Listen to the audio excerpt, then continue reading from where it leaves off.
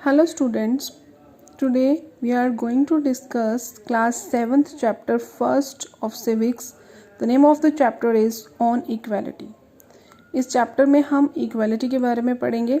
जैसा कि आप क्लास 6th में already India as a democracy पढ़ चुके हैं, जिसमें डेमोक्रेटिक गवर्नमेंट जहाँ होती है उसके कुछ की एलिमेंट्स के बारे में बताया है. की एलिमेंट्स जैसे कि people, participation, resolution of conflict, equality and justice. So इन सब की फीचर्स में से हम इक्वालिटी के बारे में यहाँ पढ़ेंगे. इक्वालिटी जो है वो डेमोक्रेसी का मेन की फीचर है. डेमोक्रेसी में जितनी भी फंक्शनिंग है वो इक्वालिटी बेस्ड है. सो यहाँ पर इस चैप्टर में हम इक्वालिटी के बारे में और ज़्यादा पढ़ेंगे. Read more about this chapter, this equality, कि व्हाट इज़ इक्वालिटी, इक्वालिटी होता क्या है, इक्वालिटी डेमोक्रेसी में ज़रूरी क्यों है, और इंडिया में हर किसी के साथ इक्वल ट्रीटमेंट होता है या नहीं. ये सब हम कांता की स्टोरी से डिस्कस करेंगे. आप देख सकते हो यहाँ पर कुछ लोग जो हैं वो लाइन में लगे हुए हैं. इलेक्शन का दिन है और ये सब लोग लाइन में लगे हुए हैं जो कि डिफरेंट नेम और डिफरेंट प्रोफेशन से है. ये सब लोग यहाँ इलेक्शन में वोट डालने के लिए आए हैं. कोई ट्रेडर है, कोई टीचर है, कोई स्टूडेंट है, कोई डोमेस्टिक वर्कर है, कोई आर्टिसन है, कोई हाउसवाइफ है, कोई कंसल्टेंट है, कोई गवर्नमेंट ऑफिसर है, कोई मीडिया का पर्सन है, कोई अनएम्प्लॉयड पर्सन है और कोई इंडस्ट्रियलिस्ट है.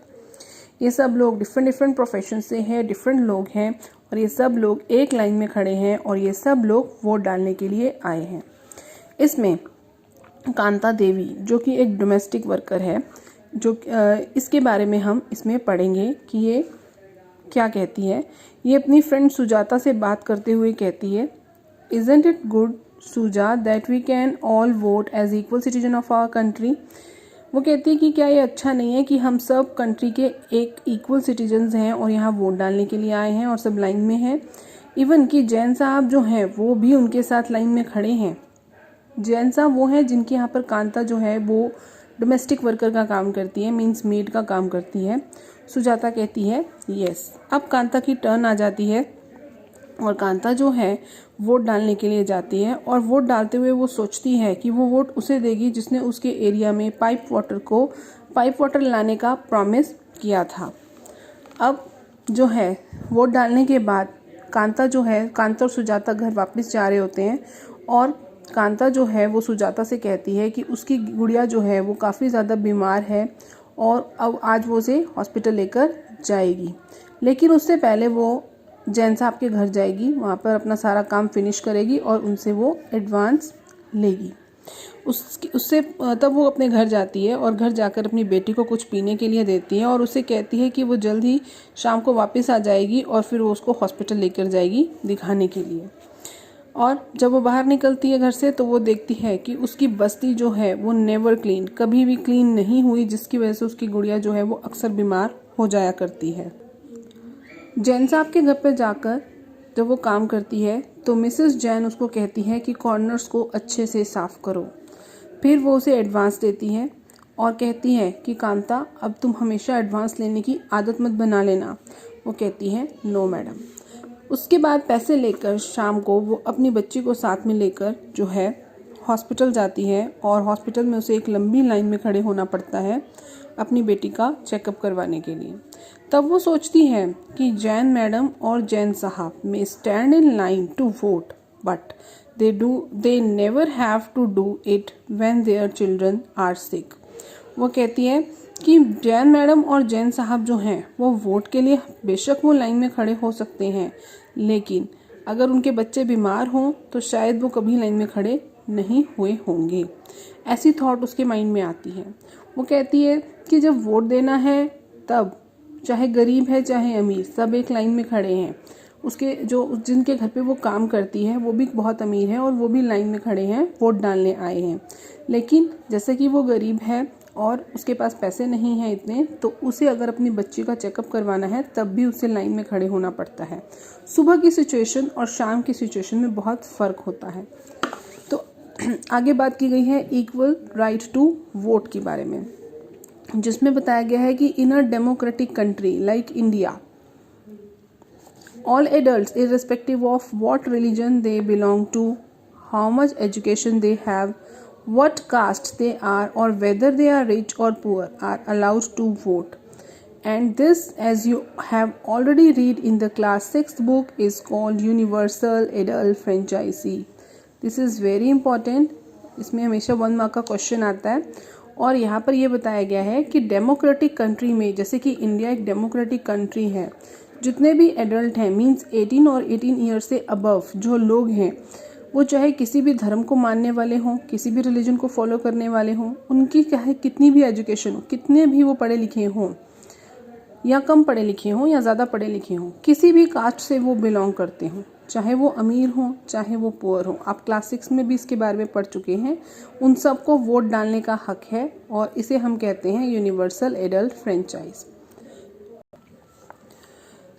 यूनिवर्सल एडल्ट फ्रेंचाइज जो है ये आइडिया इक्वालिटी के ऊपर बेस्ड है कि कंट्री में एवरी एडल्ट मींस 18 और 18 से अबव जो भी पर्सन है, उसके पास चाहे कितना भी पैसा हो, किसी भी कम्युनिटी का हो, उन सबको वोट डालने का हक है। इसलिए कांता भी बहुत एक्साइटेड होती है कि वो वोट डाल रही है, वो खुश होती है, वो कहती है कि वो भी इक्वल है और उसे भी वोट डालने का हक है और वो भी वोट डाल रही है। लेकिन जैसे जैसे दिन बीतता है, कांता जो है उसे इक्वालिटी का अब कुछ और ही मतलब समझ आने लगता है। अब वो क्या है, कांता जो है वो इक्वालिटी को लेकर अब इतनी अनश्योर क्यों हो रही है। इस क्वेश्चन का आंसर है कि जो कांता है वो स्लम एरिया में रहती है। स्लम एरिया होता है जो झुग्गी झोपड़ी, जहाँ पर झुग्गी झोपड़ी वाले जो लोग होते हैं जो वहाँ रहते हैं, उसे स्लम एरिया कहते हैं। उसके घर के पीछे से एक नदी बहती है, उसकी बेटी जो है वो बीमार है और वो अपने काम से छुट्टी नहीं ले सकती क्योंकि उसे पैसे उधार चाहिए, उसे पैसे एडवांस चाहिए जहाँ पर वो काम करती है, ताकि वो डॉक्टर को अपनी बच्ची को दिखा सके। हर जॉब एज डोमेस्टिक हेल्प, वो एक मेड का काम करती है और इस काम से वो काफ़ी ज़्यादा थक जाती है। And finally she ends her day by again standing in a long line, और फिर उसके दिन जो उसका दिन है वो उस दिन का अंत होता है फिर से शाम को एक लंबी लाइन में खड़े होने के साथ। ये लाइन वो है in front of the government hospital, जो कि गवर्नमेंट हॉस्पिटल के बाहर है, जहाँ पर वो अपनी बेटी को दिखाने के लिए आई है और उसे लाइन में खड़े होना पड़ता है क्योंकि वो पुअर है। तो आप देख सकते हैं कि यहाँ पर बताया गया है कि जिस तरह से जैन साहब है वो अमीर हैं, उनके पास पैसा है, तो उन्हें अगर वोट डालने के लिए तो वो सेम लाइन में खड़े होते हैं जहाँ पर और भी डिफरेंट प्रोफेशन के लोग खड़े होते हैं। लेकिन चाहे वो अमीर है, चाहे वो गरीब है, चाहे वो किसी भी कास्ट का है, चाहे वो कितना भी पढ़ा लिखा है, वो सब एक लाइन में खड़े होते हैं। लेकिन जब बात आती है कि उनके अगर बच्चे बीमार हो जाएं तो हॉस्पिटल की लाइन में उन्हें नहीं खड़े होना पड़ता। वो हमेशा पैसे देते हैं, प्राइवेट हॉस्पिटल्स में जाते हैं और जाते ही अपना बच्चों का इलाज करवा लेते हैं। लेकिन जो पुअर लोग हैं उन्हें एक फिर से लंबी लाइन में खड़े होना पड़ता है। तो यहाँ पे इक्वलिटी कहाँ हो रही है? तो वो कहती है कि उनका घर जो है वो एक बहुत साफ़ सुथरे एरिया में है, उनके घर पर बहुत सफाई है, और इसका जो घर है वो एक बस्ती में है जहाँ पर जो कभी भी क्लीन नहीं की जाती है, वो स्लम एरियाज़ में रहती है। उसे जो है अपना डोमेस्टिक मेड का काम करना पड़ता है, उसे छुट्टी नहीं मिलती है, तो उसे बहुत सारी प्रॉब्लम्स जो हैं वो फेस करनी पड़ती हैं।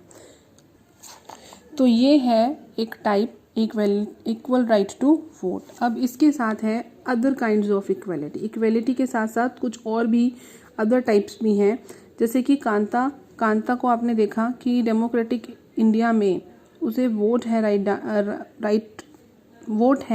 वोट डालने का अधिकार है, लेकिन उसकी जो लिविंग और वर्किंग कंडीशंस हैं वो इक्वलिटी से बहुत दूर हैं। पुअर होते हुए इंडिया में बहुत सारे ऐसे लोग हैं जो बहुत अलग अलग तरीके से इनइक्वालिटी को फेस करते हैं, और इस इनइक्वालिटी के लिए आगे और 2 स्टोरीज दी गई हैं जिनको हम अपने नेक्स्ट लेक्चर में समझेंगे। और अभी के लिए इतना ही। Stay home, stay safe, thank you.